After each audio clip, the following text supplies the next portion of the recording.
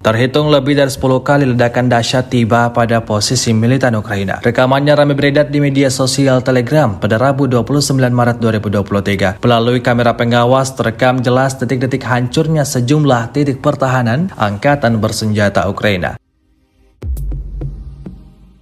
Imbas dari sistem penyembur api berat Solnsepek yang dioperasikan pasukan DPR pada posisi musuh. Penggunaan jenis proyektil ini diyakini prajurit DPR mampu menyapu bersih seluruh target penyerangan hingga tak menyisakan apapun. Tampak dalam rekaman, serangan demi serangan terus berdatangan pada posisi anggota militer Volodymyr Zelensky. Pasukan DPR mengklaim militer Ukraina semakin mengalami kemunduran total.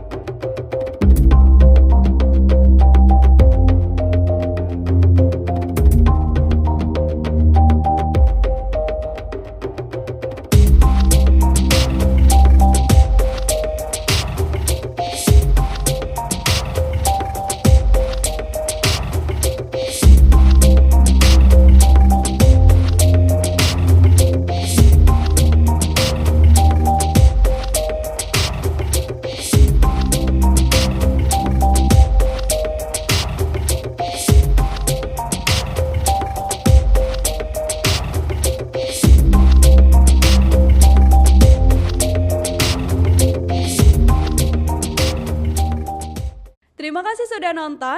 Jangan lupa like, subscribe, dan share ya.